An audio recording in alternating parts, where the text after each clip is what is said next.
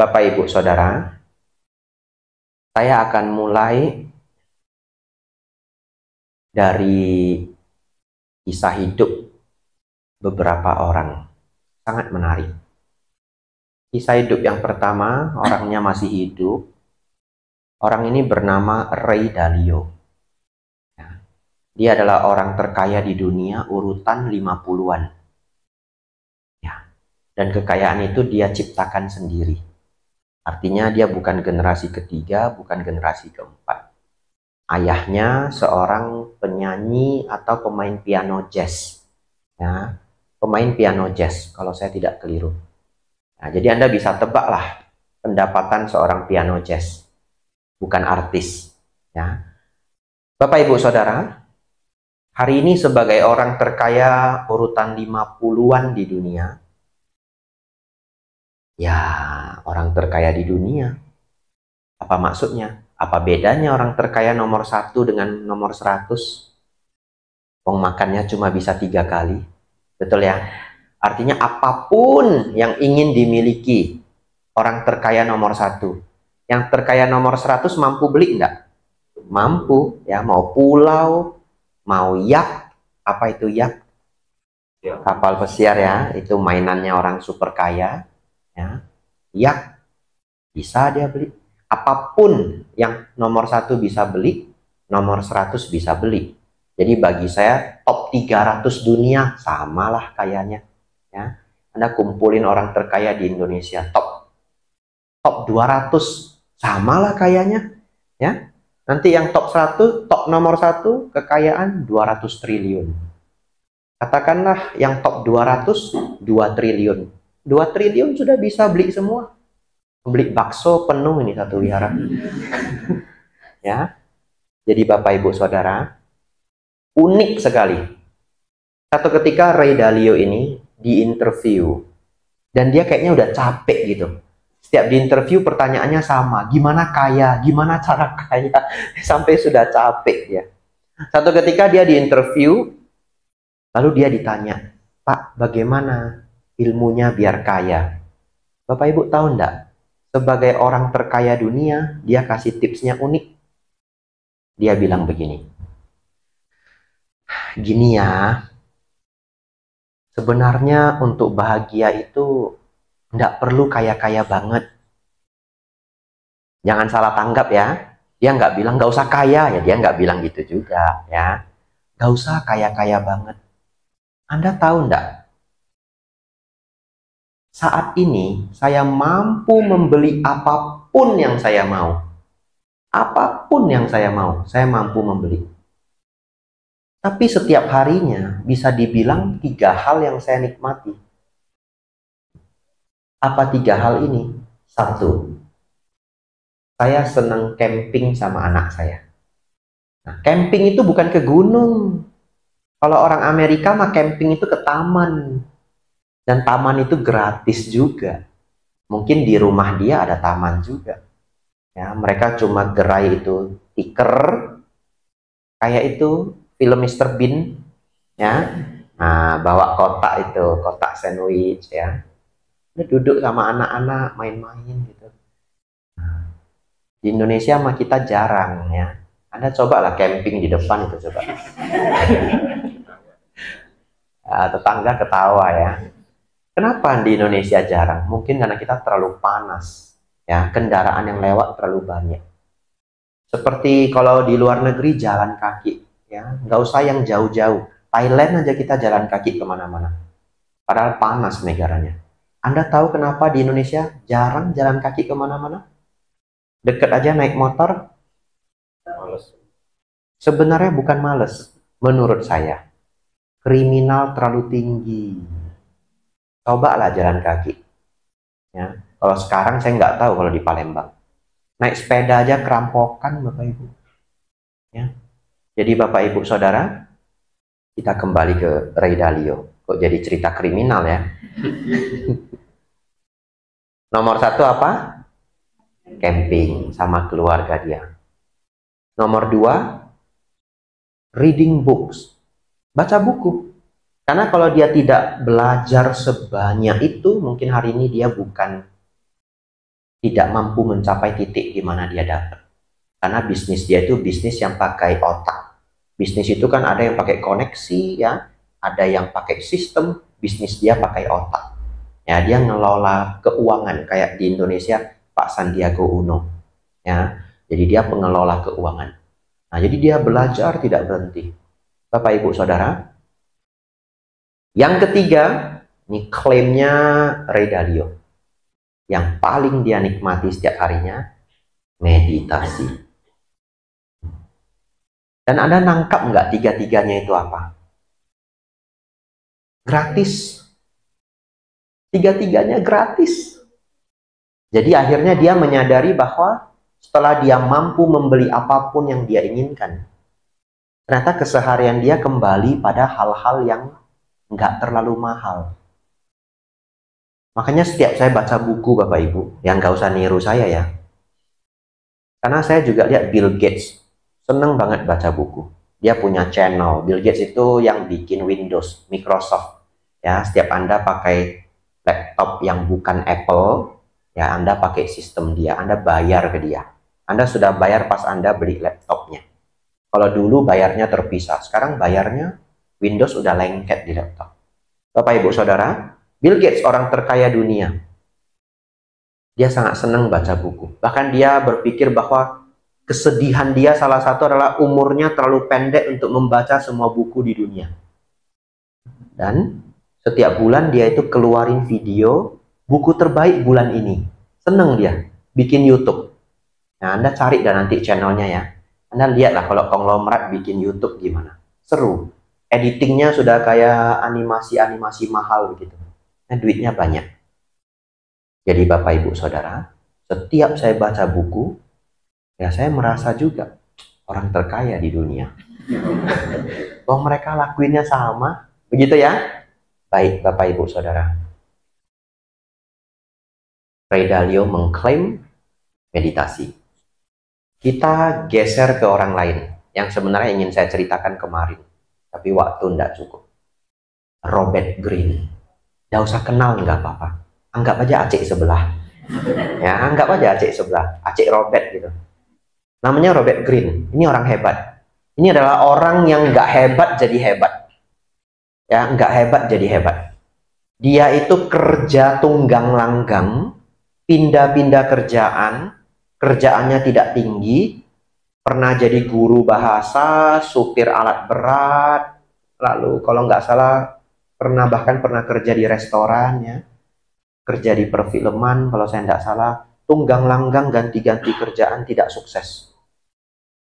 Sampai umur 35 dia baru sukses. Dia nulis satu buku, bukunya Goal, jadi bestseller di Amerika. Baik. Ya, silahkan ya.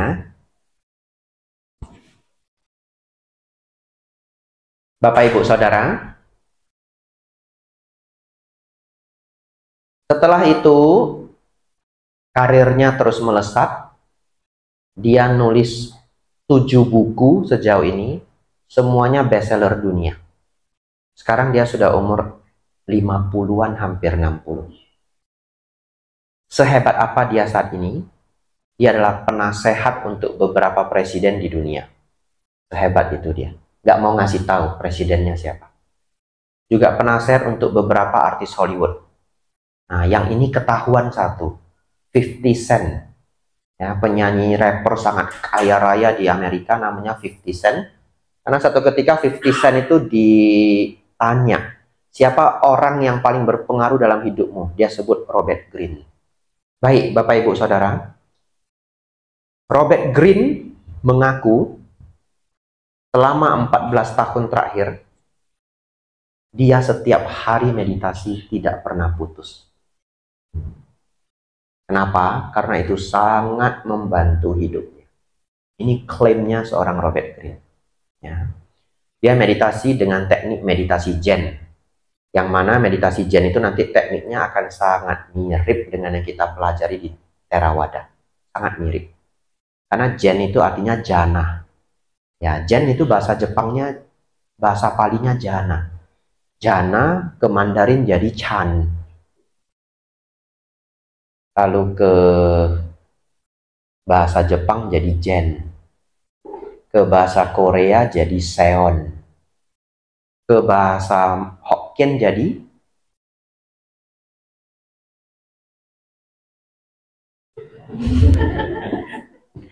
siapa yang bisa Hokkien ini harus bertanggung jawab ini. Sien, Jipsien, ya. Jipsien itu mencapai jana.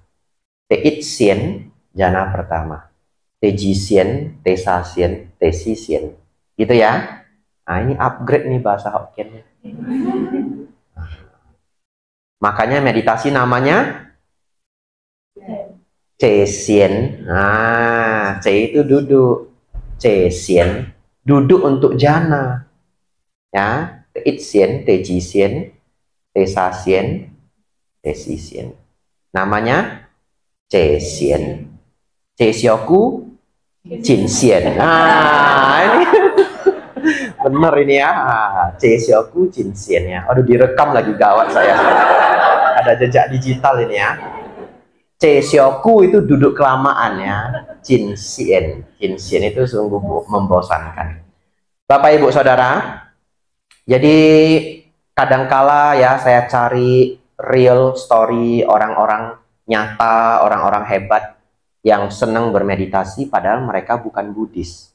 Mereka bukan Buddhis, mereka sangat logis ya, orang-orang pinter, kadang belum tentu juga seneng serius beragama ya, kadang belum tentu serius beragama, tapi mereka bermeditasi malah lebih rajin daripada umat Buddha. Ya, satu hal yang sangat disayangkan. Kalau ditanya kenapa, menurut saya bukan malas, tapi belum tahu lengkapnya ya. Kayak kita, kenapa orang Indonesia jarang jalan kaki? Bukan malas, ada sebab yang kita udah lupa gitu. Ya, sebabnya adalah kriminal terlalu tinggi. Bapak Ibu Saudara, nah, jam 6 lewat 5 menit ya. Kita belajar meditasi. Pulang dari sini, Anda pinter meditasi. Cesien. Jipsien. Rajin meditasi 10 tahun. Pensien. Ya. Baik. Saya latihan dengan Anapanasati. Ana itu nafas masuk.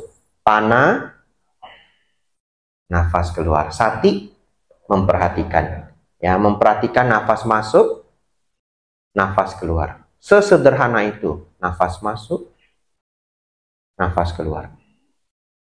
Baik.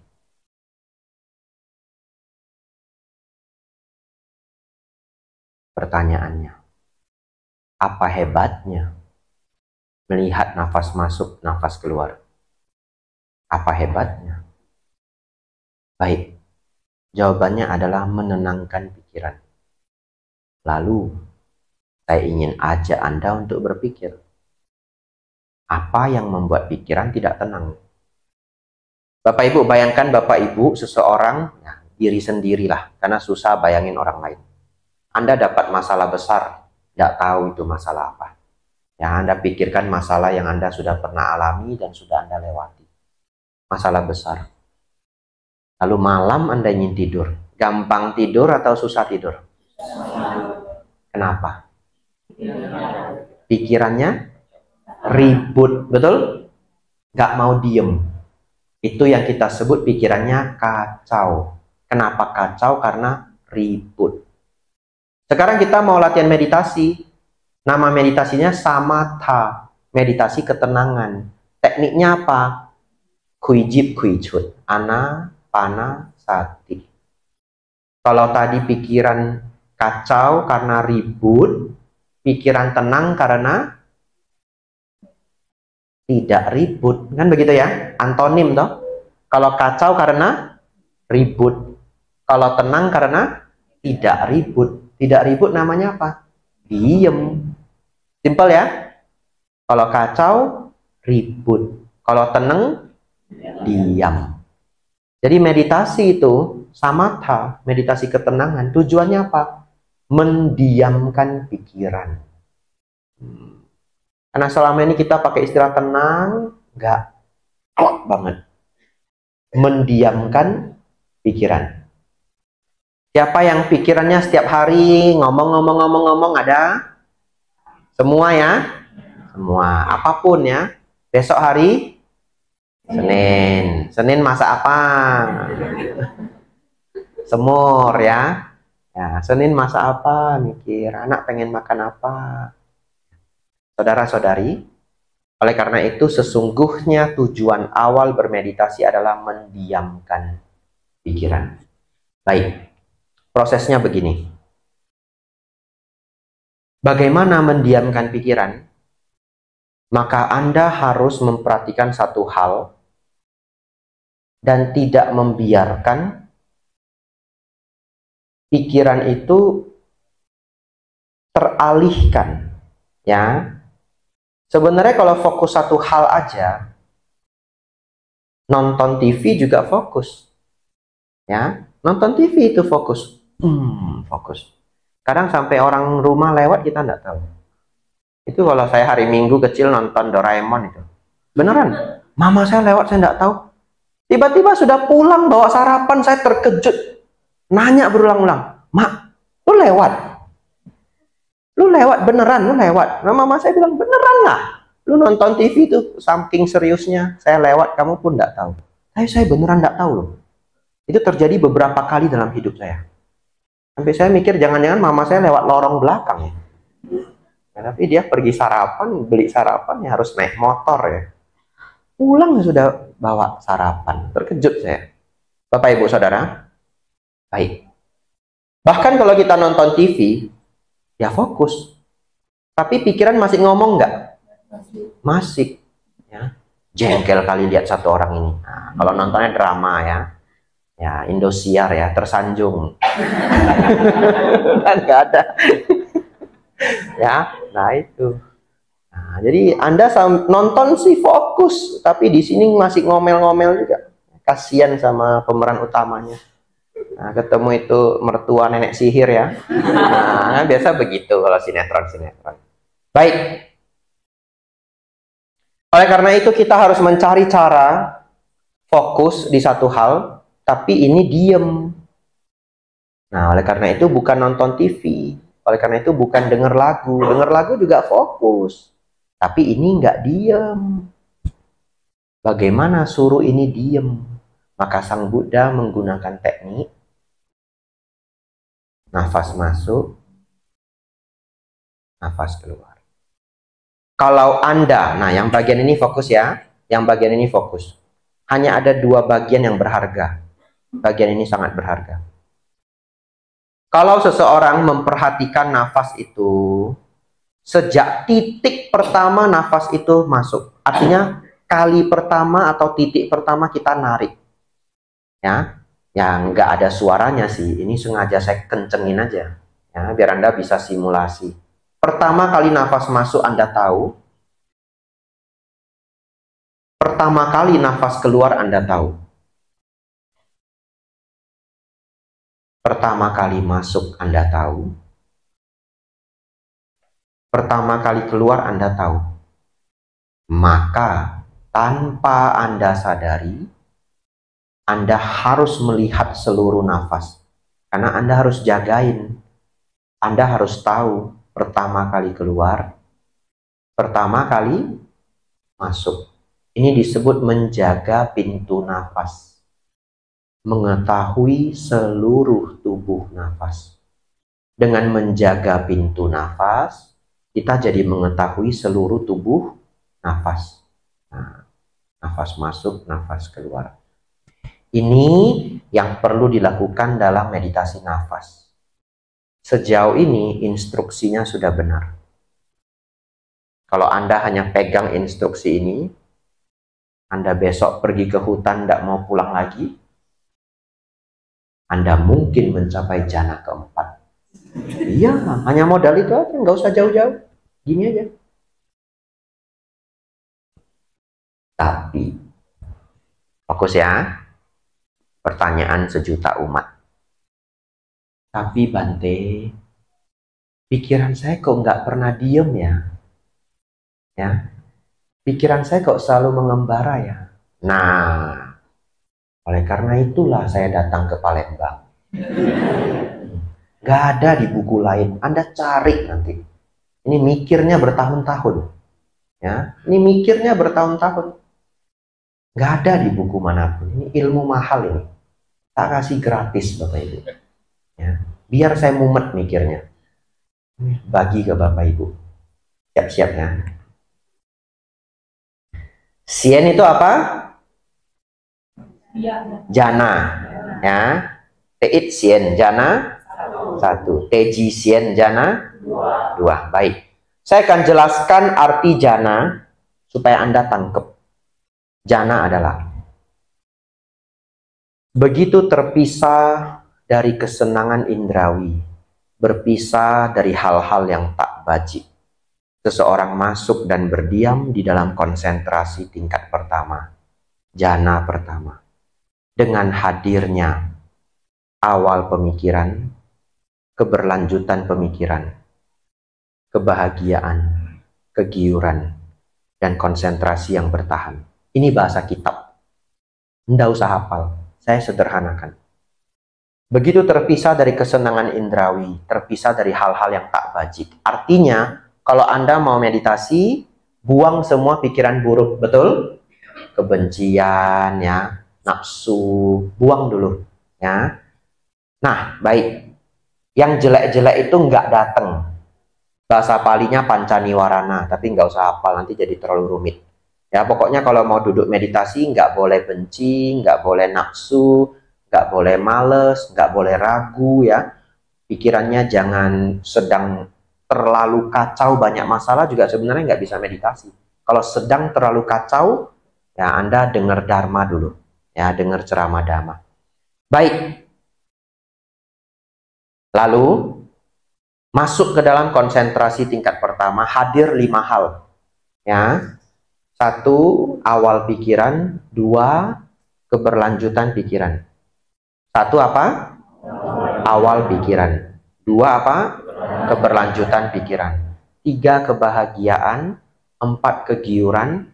5, konsentrasi yang bertahan. Eka gata. Fokus pada objek. Supaya simple, 3 ini mau saya buang dulu. Konsentrasi sudah pasti. Oke ya? Kita nggak usah mikir lagi, namanya meditasi pasti eka gata. Pikiran manunggal. Kita pinggirkan dulu. Kebahagiaan dan kegiuran, anggap aja pokoknya happy. Dua-dua ini kebahagiaan. 1 sukha, 1 piti. Meditasi muncul kebahagiaan. Oke? Kita pinggirin dulu. Maka yang kita bahas 2 ini. Awal pikiran dan keberlanjutan pikiran. Apa sih ini Bante? Baik. Awal pikiran itu adalah pikiran yang pertama kali muncul. Anda duduk, tiba-tiba muncul besok hari Senin. Itu awal pikiran. Bahasa palinya disebut witaka. Nggak usah hafal, nggak apa-apa. Pikiran itu lucu. Kalau muncul 1, dia beranak pinak. 1 jadi 5, 5 jadi 10, 10 jadi 1000. Besok hari Senin. Coba, tak tungguin 2 menit, pasti keluar macam-macam. Keluar ya? Nah, ini saya sudah keluar. Pulang besok saya ke Mendut. Wah, bahagia saya. Ini sudah muncul ini. Ya, pesawat jam 9. Ini muncul ini. Ah, tiba-tiba muncul nih, ketemu Bante Panyawaro. Ini muncul nih. Nah, muncul lagi nih, gawat, belum kasih tahu supir. Saya beneran belum kasih tahu Pak supir. Nah, ini muncul terus. Pikiran awal beranak pinak. Setuju? Setuju ya? Baik. Pada jana pertama, witaka dan wicara melemah. Itu kuncinya. Hafal dulu ya. Jana pertama apa? Witaka wicara melemah. Witaka wicara melemah. Kalau hasilnya bahagia dan konsentrasi, udah kita skip dulu. Pastilah meditasi bahagia dan konsentrasi. Jadi kunci jana pertama adalah witaka wicara melemah. Kalau Anda dapat problem,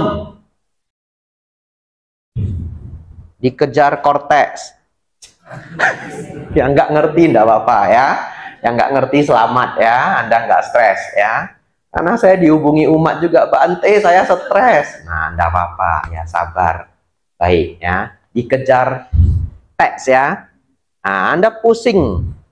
Kalau Anda dikejar KPR, ya lebih gawat dikejar pinjol. Tapi orang Palembang nggak ada lah dikejar pinjol ya. Apapun masalah Anda, dimarahi bos, barang nggak keluar, apapun itu. Witaka wicara apa? Menguat. Itu kuncinya Anda dapat ya. Witaka wicara menguat. Saya sengaja ngulang-ulang supaya hafal ya. Kalau nggak nanti minggu depan lupa. Kalau saya giniin terus ulang-ulang, tahun depan masih ingat. Jana pertama witaka wicara melemah. Kalau stres witaka wicara menguat. Wah, jago ini. Lanjut jana kedua. Siap-siap ya. Begitu terpisah dari kesenangan indrawi, terpisah dari hal-hal yang tak wajib. Seseorang masuk dan berdiam di dalam konsentrasi tingkat kedua atau jana kedua. Dengan lenyapnya awal pikiran dan keberlanjutan pikiran. Seseorang masuk dan berdiam di dalam kebahagiaan, kegiuran, dan kemanunggalan pikiran. Apa jana kedua? Lenyapnya witaka dan wicara. Saya ulangi, apa jana kedua? Lenyapnya witaka dan wicara. Anda tahu nggak artinya? Artinya kalau Anda masuk jana kedua, pikiran ini diam total. Katakanlah 2 jam. 2 jam pikiran itu diam total. Anda tidak pernah merasakannya seumur hidup. Kalau pikiran Anda diam itu paling 1 menit, paling 3 menit, paling hebat 5 menit sudah terkejut-kejut. Karena 5 menit saja pikiran Anda diam itu kebahagiaan luar biasa. Lalu Anda bangun, Bante, saya sudah dapat PT, Bante, jana keempat. Ya, baik apapun itu. Tapi kalau seseorang capai jana kedua, pikirannya diam selama berjam-jam. Sang Buddha tidak buat standarnya berapa jam. Nah, kita bayangkan aja berjam-jam. Begitu ya? Baik. Ujian ya. Ujian dadakan. Kalau ada orang nanya ke Bapak Ibu, Pak, Bu, kenapa ya saya meditasi kok pikiran saya tidak bisa diam? Apa jawabannya?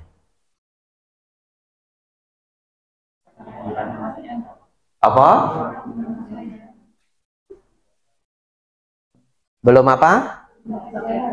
Jana keberapa? Bukan, kalau 1 melemah. Kan dia pengennya apa? Dia kepengennya pikiran tidak mengembara sama sekali. Betul ya? Itu yang Anda risaukan toh? Kenapa ya Bante, saya meditasi sudah 10 tahun di Sikadama Sriwijaya ini. Pikiran tak bisa tenang Bante. Kenapa ya? Tak nila Bante, 10 tahun. Ini kayaknya feng shui nggak bagus. Nah, ya. Bukan. Jawabannya adalah Anda belum mencapai jana kedua. Selamat. Ini jarang yang tahu ini. Ilmu mahal. Anda nanti keluar kota ikut ETC, pembahasan meditasi, begitu bahas jana, wah orang Palembang goyang-goyang kepala semua.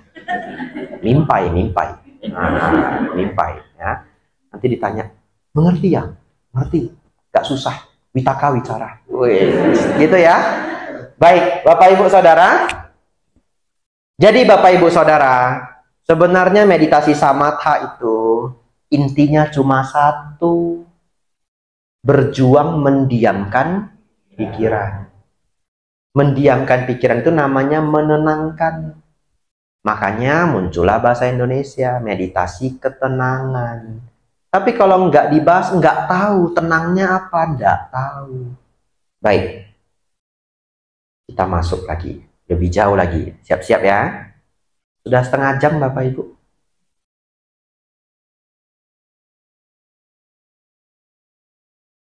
Oleh karena itu,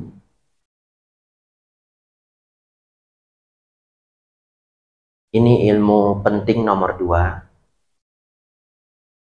Semua harus konsentrasi. Ya. Ada 3 kondisi ketika kita bermeditasi. Berapa kondisi? 3. Kondisi yang pertama, nafas masuk, nafas keluar, nafas masuk, nafas keluar.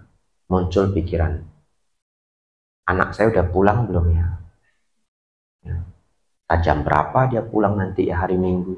Bandel anak ini. Muncul. Lalu mengembaralah pikiran ini. Kalau pikiran mengembara sampai Anda tidak tahu nafas masuk, nafas keluar, 8 menit. Namanya? Betul. Namanya adalah melamun. Ya. Jadi kondisi pertama dalam meditasi adalah melamun. Setuju? Siapa yang pernah meditasi jadi melamun? Ada? Wah, ada ya. Baik ya. Yang lain ada juga. Goyang kepala tapi enggak. Raise hand, enggak apa-apa. Yang golput juga ada. Enggak apa-apa. Negara demokrasi ya. Baik. Kita meditasi bisa yang pertama keadaannya pikiran melamun. Setuju ya? Setuju. 3. Nah, konsentrasi. 2 dulu Bante. Betul. Yang 2 itu ilmu rahasia saya. 3 dulu. Ya. Minum dulu ya. Mau saya mikirnya lama, mau saya bagi juga mikir-mikir saya.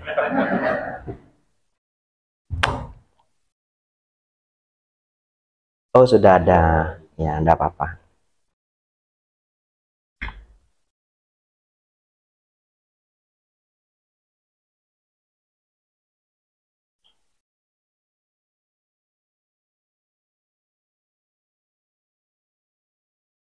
Bagi Anda yang senang bermeditasi, ulang malam ini, meditasi Anda berubah seumur hidup. Itu tantangan saya. Ya, nggak percaya ikut sampai habis. Nomor 3. Kondisi jana kedua. Betul ya? Pikiran tidak mengembara sama sekali. Kalau nomor 1 kan ngembara, nggak pulang-pulang. Kalau ini pengembaraannya hilang. Awal pikiran lenyap, keberlanjutan pikiran lenyap. Ya. Jadi di pikiran kita itu ada 2 hal. Ya. Anak-anak keluar masuk nggak apa-apa. Bapak Ibu konsen ke saya. Ya, namanya anak-anak wajar. Yang penting tetap konsen ke saya. Nanti ada yang telat masuk nggak apa-apa. Ya, konsen ke saya. Baik. Nah, lupa ini. Diabetes juga saya ternyata ya. Baik, Bapak Ibu bayangkan, di dalam pikiran kita itu ada 2 hal. 1 bagian yang ngobrol. 1 yang mengeluarkan gambaran. Betul? Coba, bisa nggak bayangkan ada seekor kuda putih? Bisa? Bisa ya, itu bagian visual. Ya. Tapi kalau saya nanya Anda 4 tambah 4, ada yang jawab di hati 8. Itu bagian audio. Anda ngobrol dengan diri sendiri, audio visual muncul. Baik, audio saya sebut suara hati. Visual saya sebut gambar pikiran. Bapak Ibu Saudara, pada saat kondisi ketiga adalah suara hati dan gambar pikiran ini tidak muncul sama sekali selama berjam-jam. Yang kita sebut jana kedua. Kondisi ketiga. Kondisi pertama, melamun. Kondisi ketiga, jana kedua. Baik. Bapak Ibu Saudara semua meditator pemula. Bisa enggak capai jana kedua di bulan pertama? Bisa? Enggak bisa. Kalau saya boleh kasih standar ya. Kalau Anda ingin capai jana kedua, saya kasih standar. Ini duga-dugaan saya. Standarnya itu 1 hari meditasi 6 jam, 15 tahun. Ya, kalau saya boleh kasih standar. Dari mana saya bikin standar ini? Gak ada. Nebak aja. Tapi karena saya punya kebiasaan, Kalau mau belajar sesuatu itu saya tahu ini belajarnya mau berapa lama. Contoh, kalau saya lihat buku, saya bisa tahu ini baca satu halaman 4 menit. Kalau dibaca pelan-pelan. Misalkan buku bahasa Thai. Kalau buku bahasa Indonesia satu halaman 1 menit 15 detik lewat. Saya bisa hitung sampai ini mau berapa lama ini. Udah kebiasaan, seneng saya hitung begitu. Mau belajar bahasa, ada 10.000 kosakata penting. Tergantung Anda mau belajar sehari berapa jam. Jadi bahasa itu nggak ada standarnya. Kalau ditanya perlu berapa tahun bisa Mandarin, itu pertanyaannya salah. Perlu berapa jam? Kalau sehari belajarnya 1 jam, ya 6,5 tahun. Kalau sehari belajarnya 2 jam, 3 tahunan. Betul ya? Kalau dia mau belajar sehari 4 jam, nah setahun lebih. Makanya jangan heran kalau ada orang bisa 8 bulan sudah cukup menguasai bahasa itu. Bukan dia super hebat, super komputer. Nggak ada, saya belum pernah ketemu. Tapi karena dia sehari belajarnya 6-7 jam. Cuma itu permainannya. Ya, 1, 2, 3, 4, 7. Oleh karena itu kalau saya boleh hitung-hitung tebak-tebakan, Anda ingin jana kedua toh? Tapi jangan jadi sedih ya. Saya pikir Anda meditasi sehari 6 jam. 2 jam pagi, 2 jam siang, 2 jam sore, 2 jam malam. Dimarahilah sama suami atau istri Anda. Ya. Berapa lama Bante? 6-15 tahun. Itu dugaan saya. Yang 6 tahun siapa Bante? Yang berbakat. Yang 15 tahun kurang berbakat. Duga-dugaannya, tapi Anda jangan jadi sedih.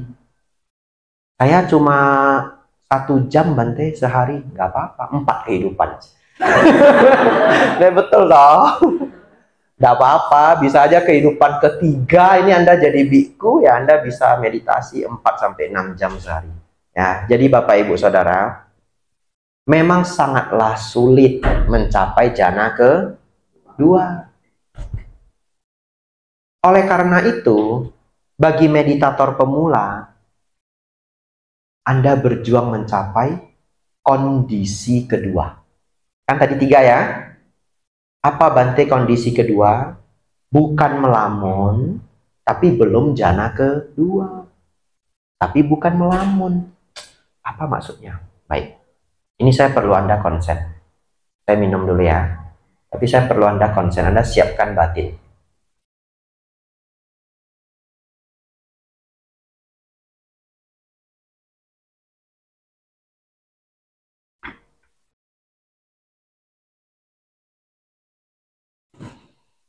Anda perlu berlatih. Kendati pun muncul suara hati dan gambar pikiran, saya masih mengetahui nafas masuk, nafas keluar. Itu. Saya ulang ya. Kendati pun muncul suara hati dan gambar pikiran, namun saya masih mengetahui nafas masuk, nafas keluar. Artinya apa? Enggak melamun. Tapi bukan fokus sempurna. Unik ya? Melamun enggak? Enggak. Jadi caranya gimana? Anda duduk. Nafas masuk. Nafas keluar. Muncul gambaran rumah Anda. Kalau Anda pelihara anjing, yang Anda sayang, muncul gambaran peliharaan Anda.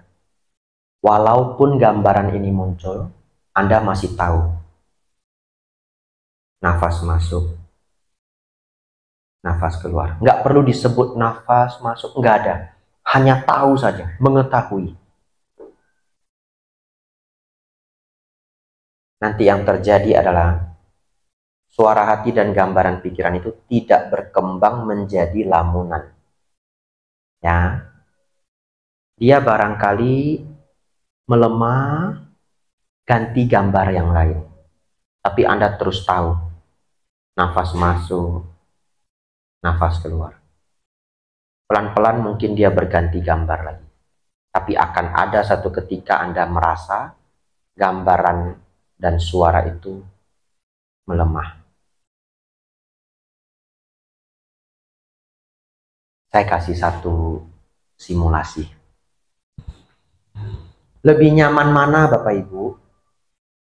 Kalau Bapak Ibu mau kerja, anggaplah bikin laporan akhir bulan, atau Anda mau ngitung uang banyak, hasil dagang seminggu, cash. Terserah, Anda pilih mau yang mana. Mau yang cash banting acin cari. Ya. Lebih nyaman mana? Kerja di ruangan yang tenang, atau kerja di ruangan yang anak-anak sibuk bermain 3-4 orang? Lebih nyaman mana? Yang tenang. Ya. Pertanyaan selanjutnya. Tapi kalau terpaksa ada anak-anak 3-4 orang terus bermain, terpaksa, Anda bisa kerja nggak? Bisa, dan itu selalu kita lakukan ya. Dulu di rumah bikin PR ya, rumah ya ribut. Ya, orang tua nelpon, ada yang nonton, segala macam. Bisa nggak kita kerja PR? Bisa. Artinya, sebenarnya ada suara hati dan gambar pikiran yang berlalu lalang itu, Anda tetap bisa melihat nafas. Ya. Jadi Bapak Ibu Saudara, Anda harus berandai, Anda harus memahami analogi ini, kendati pun anak-anak bermain, saya tetap bisa hitung ya, pembukuan bulanan. Walaupun tidak sekonsen kalau yang pertama. Tapi kalau sudah terbiasa, pembukuannya benar juga, nggak lari juga. Ya. Jadi Bapak Ibu Saudara, saya membuat analogi itu, nanti Bapak Ibu ketika meditasi, Anda harus tahu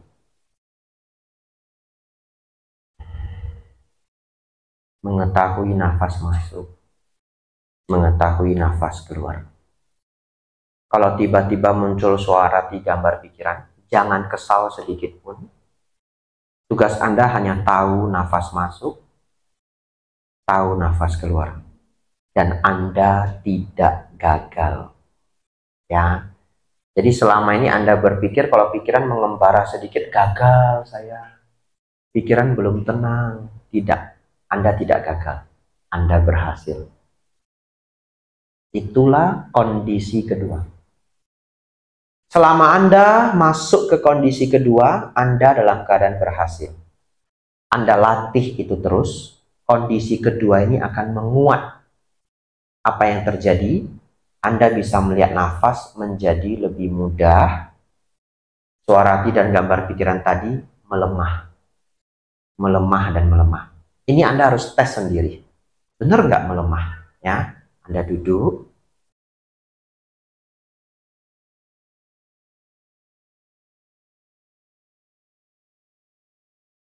Perhatikan batin sendiri. Kalau sampai satu standar, di mana pikiran itu melemah, muncul kebahagiaan. Selamat. Jana pertama.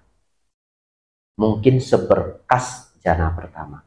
Tapi prosesnya sudah benar. Dilatih terus, kebahagiaan ini akan meningkat.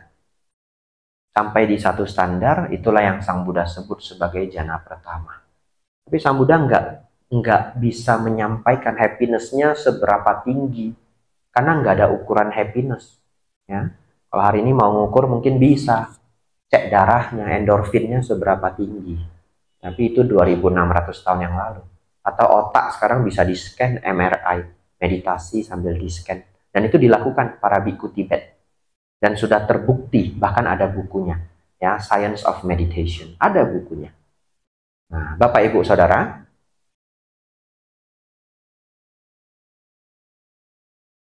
ketika ini dilatih terus, nanti pikiran akan menjadi diam, Anda masuk jana kedua. Baik, saya mau stop sebentar. Ada nggak yang bingung atau punya pertanyaan apa?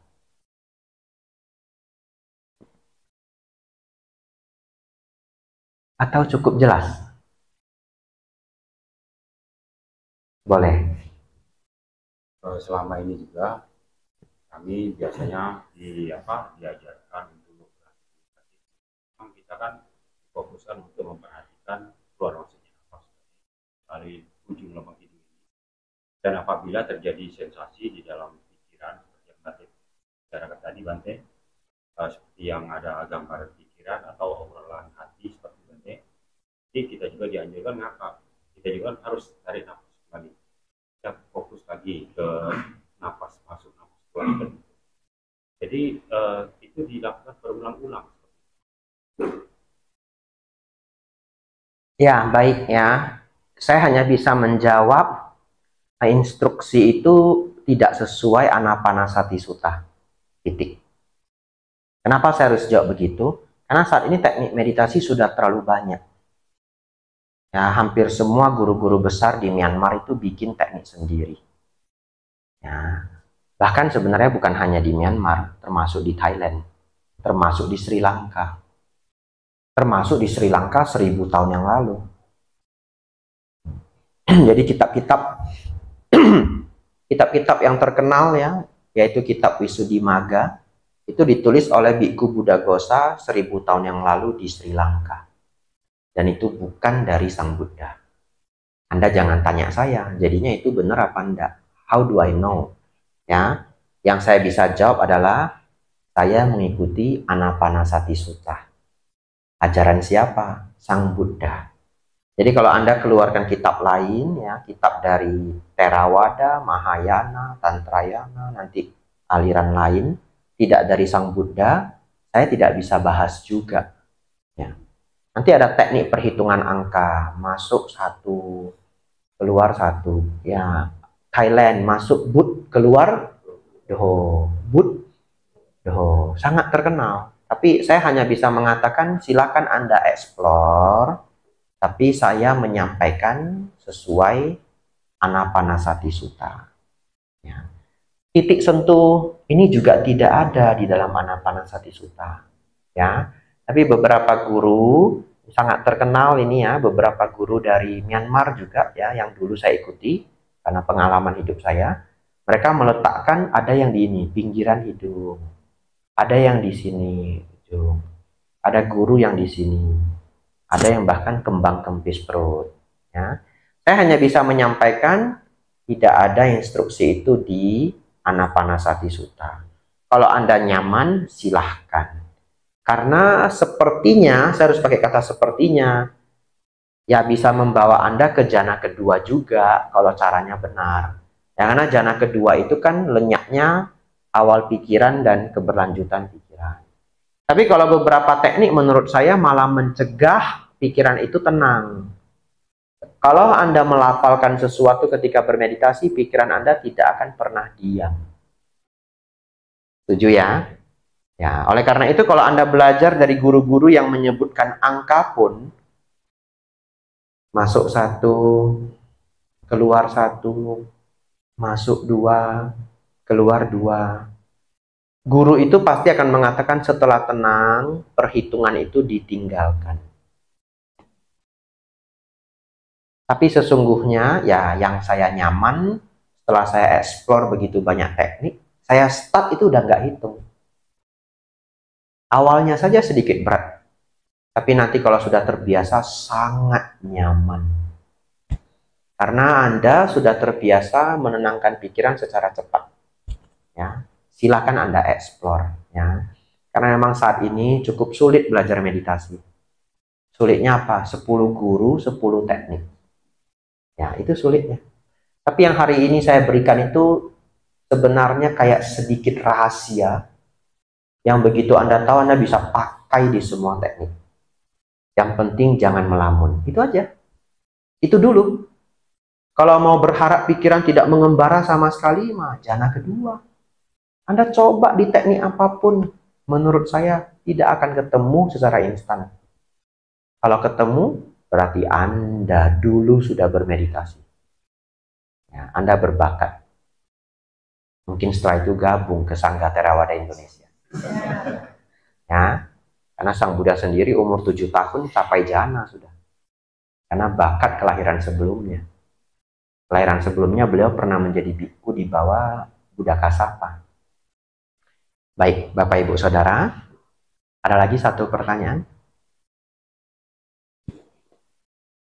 Silakan, Pak.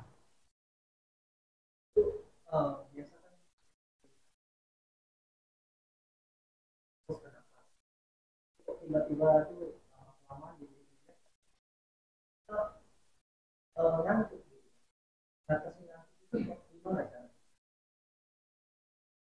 Baik, ngantuk itu adalah gangguan pemula sebenarnya. Karena meditasi itu belum cukup membahagiakan. Dan itu prosesnya lama. Dalam artian begini, semua orang tahu olahraga itu penting. Tapi kan tidak semua orang rajin berolahraga. Padahal penting. Kapan seseorang bisa rutin berolahraga? Sampai mau dilarang aja udah nggak bisa. Ketika dia merasa bahagia ketika berolahraga dan setelah berolahraga. Dan proses menemukan itu mungkin bisa 6 bulan. Ada orang jogging dia beneran happy. Coba aja orang yang nggak pernah olahraga jogging, mau mati Bapak Ibu. Ya, tapi ada orang dia nggak jogging, dia beneran nggak bisa. Hidupnya itu untuk jogging. Nah, jadi artinya dia melatih berulang-ulang sampai hal itu membahagiakan. Baik. Jadi meditasi untuk para pemula sebenarnya goal Anda itu adalah menjadi bahagia dalam bermeditasi. Itu goalnya. Gak usah cerita jana kedua, jana ketiga, nibbana, masih jauh. Be comfort dulu. Menjadi nyaman, menjadi senang bermeditasi. Baik, kita bahas ngantuk ini. Oleh karena itu, normal ya, wajar seseorang meditasi menjadi ngantuk. Tipsnya bagaimana? 1. Diusahakan kita menjadwalkan sesi meditasi kita di saat kita paling tidak ngantuk. Kapan itu Bante? Baru bangun dan belum makan. Ya pasti nggak ngantuk, mau baru bangun gimana ngantuk? Ya, Anda baru bangun, tapi kalau badannya berbeda ya baik, Anda ganti jamnya. Mungkin sore jam 4 itu Anda paling tidak ngantuk. Boleh. Ya. Masa kita paling tidak ngantuk itu kita jadikan waktu bermeditasi. Nah, kalau Anda semangat 45, biasanya bangun jam 7, besok saya mau meditasi. Sudah ikut kelas Bante Abhijato. Anda bangun jam 3 mau meditasi, mana bisa?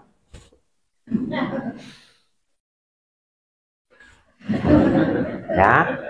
Jadi yang pertama, pilih the best time. Untuk awal-awal latihan, nggak usah memaksakan diri, super ngantuk kita paksa meditasi. Nanti badan jadi semakin nggak suka meditasi. Ya. Pertama. Tips kedua, badan tegak. Ya, badannya tegak.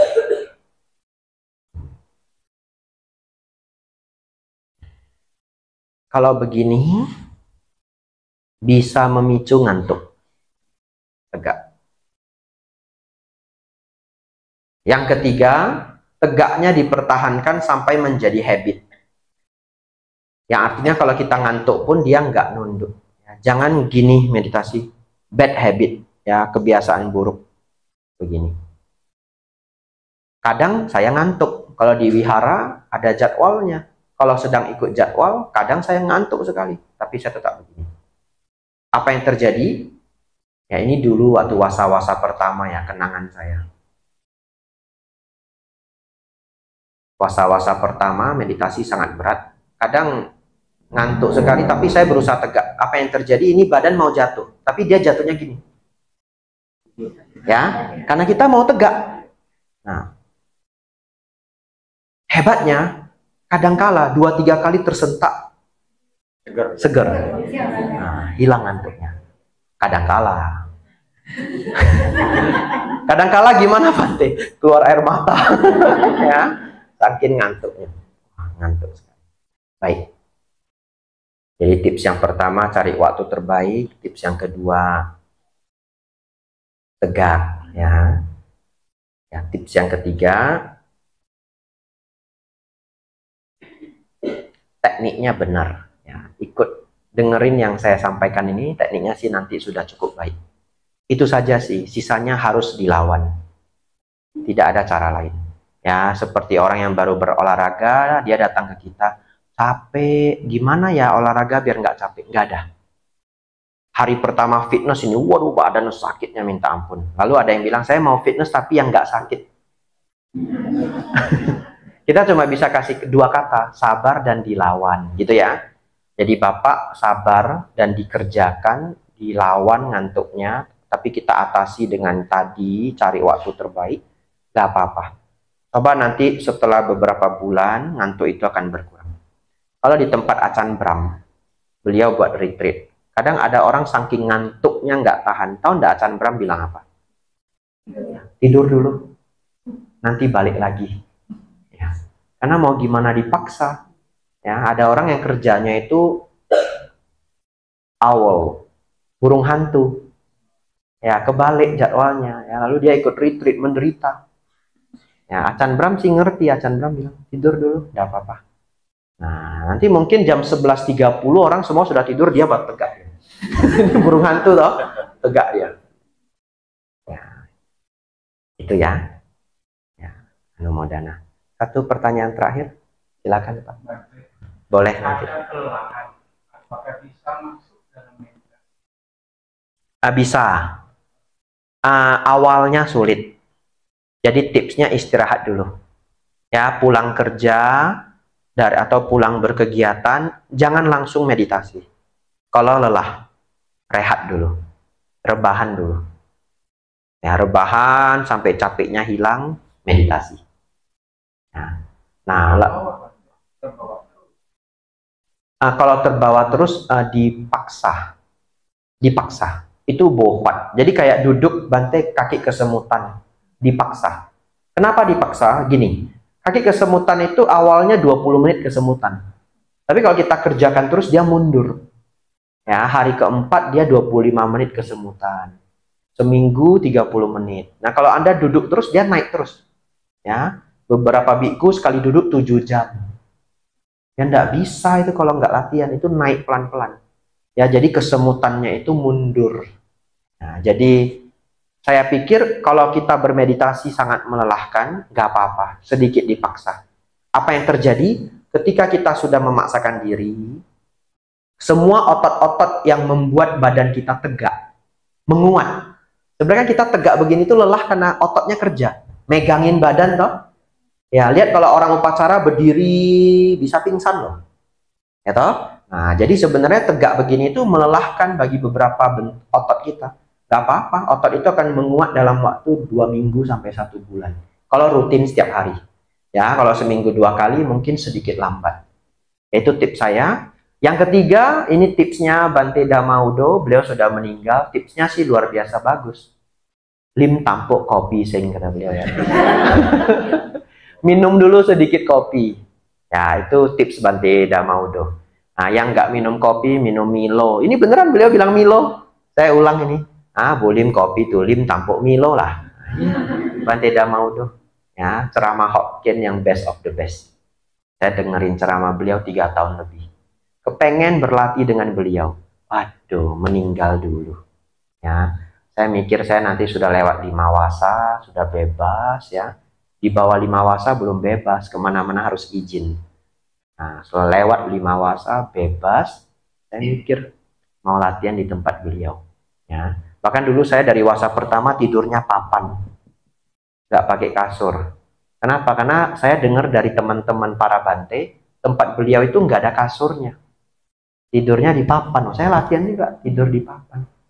Nah, jadi saya kasih tahu Bapak Ibu yang belum pernah tidur di kayu, Anda akan sakit 2 minggu aja. Setelah itu nyaman, nggak kalah sama spring bed yang mahal. Iya. Tapi Anda harus menderita berapa lama? 2 minggu. Sakit sini, sakit sini. Ya, yang mau coba silahkan ya. Ya. Jadi Bapak Ibu, ya itu ya Pak ya. Terima kasih. Ini Ibu silahkan. Kenapa? Wah, hebat sekali.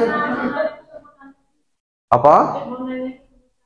Iya, baik ya. Bahkan tanpa ditanya pun sudah saya jawab.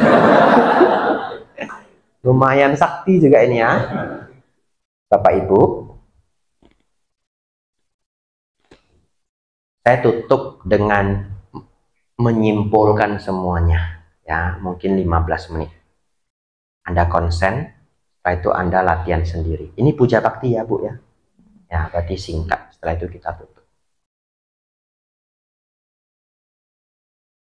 Jadi sebelum saya simpulkan begini. Saya belajar Dharma itu di umur 19. Sekarang saya umur 32. Berapa tahun? 13 tahun ya. Mungkin bahkan 18-an. Nah, jadi 14 tahun. Buku yang saya baca cukup banyak. Teknik macam-macam sudah saya baca. Ya. Saya nggak bisa bahas semuanya. Karena dua hal. Satu, terlalu banyak. Yang kedua, nanti orang marah. Karena itu kan tekniknya orang. Saya harus bahas, ada namanya toh, ada gurunya toh. Teknik ini, teknik ini, teknik ini. Nggak pasnya di mana, pasnya di mana. Baik, oleh karena itu saya hanya bisa bilang begini. Semoga Anda tahu maksud saya. Ini yang dipraktekkan Sang Buddha langsung. Ya, Anapanasati Sutta. Ya. Tidak saya tambah, tidak saya kurang. Kalau Anda cocok, silakan ambil. Bagi saya, ini sudah yang paling aman. Ya. Bahkan saya pernah di satu wihara, ada satu kepala wihara, Bante sangat senior, namanya harus saya rahasiakan. Beliau ngundang saya ngajar retreat, Bapak Ibu. Tapi minta saya pakai teknik orang lain. Ya, saya enggak mau. Saya bilang, maaf Bante, kalau saya mimpin, ya saya harus pakai Anapanasati Sang Buddha.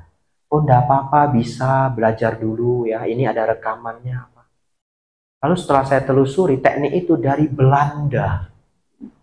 Iya, jadi seorang pecinta spiritual, ya dia gabung-gabung teknik Buddhis, Hindu atau bagaimana saya enggak ngerti, muncullah teknik ini. Teknik apa Bante? Enggak berani saya sebut. Ya. Tapi ya enggak apa-apa, saya tolak aja. Ya, beliau mungkin ya agak stres sedikit, tapi ya enggak apa-apa. Jadi yang bisa saya sampaikan ini dari Sang Buddha.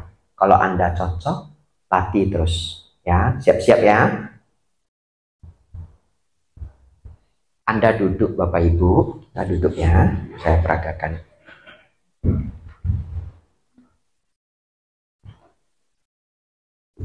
Bagi yang tidak sanggup duduk begini karena umur, boleh duduk di kursi. Nggak soal. Ya.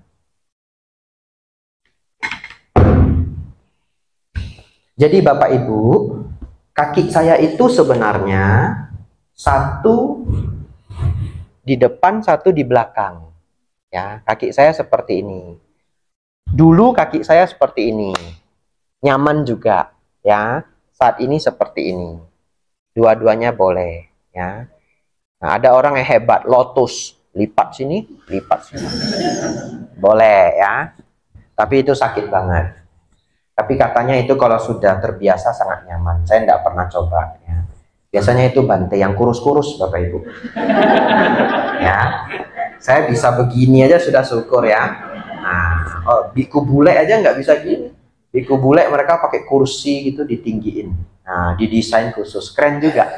Yang kemarin ke Wat Pananacat saya lihat, hebat ini ada kursinya. Ya, orang bule nggak bisa begini. Orang bule itu kalau duduk gini, ininya nggak bisa rata, nggak tahu kenapa. Naik. Jadi konstruksinya berbeda mungkin ya. Baik, Bapak Ibu Saudara, saya seperti ini ya. Biasanya kiri di depan, kanan di belakang. Tapi itu saya, Anda nggak usah ikut juga. Anda cari nyamannya Anda. Tangan itu nggak soal ya. Mau gini, mau gini, mau gini. Nggak ada keajaiban di tangan ini, nggak ada. Ya, saya biasanya kanan di atas, kiri di bawah. Ya. Kadang jempol saya satuin, tapi saya nggak pernah gini, saya jatuhin ke bawah. Kadang jempolnya nyatu, kadang juga lepas. Ya enggak apa-apa. Yang penting relax ya. Jadi ini. Nah, badan tegak. Saya punya satu kebiasaan lagi. Sebelum mulai saya tarik nafas panjang, rileks dan mendalam.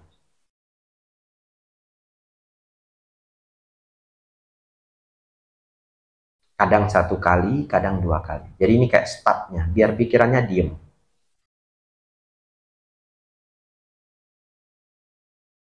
Tidak sekencang ini juga, ya ini simulasi aja. Lalu Bapak Ibu, saya mulai. Mengetahui nafas masuk, mengetahui nafas keluar. Saya tidak menggunakan titik sentuh. Kalau pikiran, kalau nafas kita masuk, enggak mungkin badan kita enggak tahu. Ya, tidak mungkin. Mana masa nafas masuk badan enggak tahu. Ya, jadi tidak ada titik sentuh di saya. Tubuh hanya mengetahui. Nafas masuk, nafas keluar.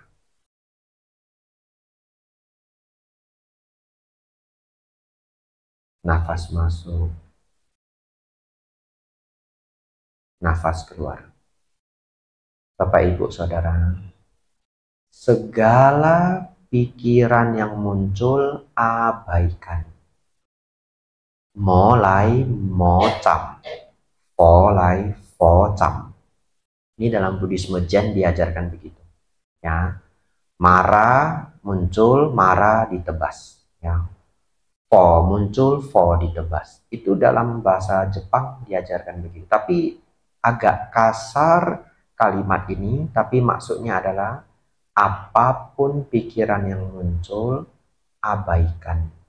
Kembali ke nafas masuk,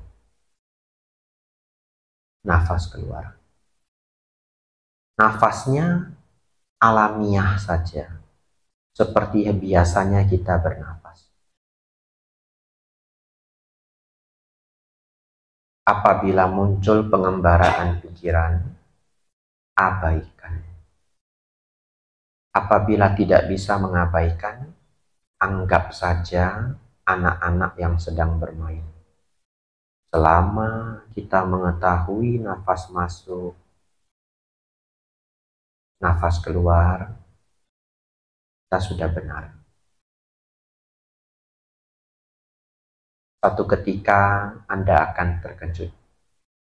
Walaupun pikiran sedikit mengganggu, ada suara hati, ada gambar pikiran, tapi Anda tetap memegang nafas masuk, nafas keluar, pikiran Anda menjadi tenang. Dan ini pengetahuan baru untuk kita. Walaupun sedikit diganggu oleh pikiran, saya mampu menenangkannya. Dan seperti itu dilanjutkan. Bapak Ibu silakan buka mata. Nanti Anda boleh praktek malam sebelum tidur sama. Ya, sebelum tidur Anda boleh coba nafas masuk. Gak usah bermeditasi. Kita tidak sebut bermeditasi. Karena nanti Anda berpikir nggak sopan Bante meditasi sambil tidur. Nggak usah sebut itu meditasi. Sebut aja mini practice, latihan kecil. Ya, nafas masuk, nafas keluar. Dan pikiran mengembara itu nggak perlu dianggap gangguan.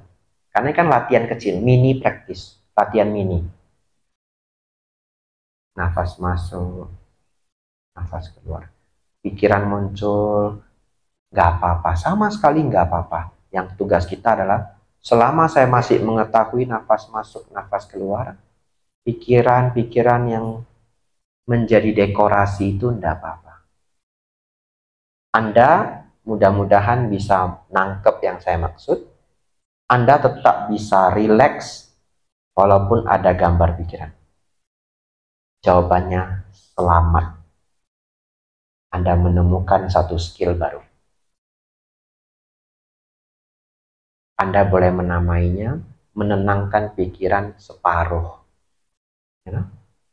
Dan akhirnya apa? Ketiduran. Iya, karena mau tidur toh. Nanti kalau ketiduran gimana? Ya bagus, memang mau tidur. Ya.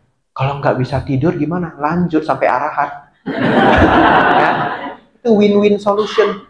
Ya, itu hebat banget itu. Makanya kalau malam nggak bisa tidur itu aja. Kalau ketiduran, bagus. Nggak ketiduran, arahan. Anumodana semuanya. Semoga membawa inspirasi untuk Bapak Ibu semuanya. Sabi sata, bawantu, sukitata. Semoga semua makhluk hidup berbahagia.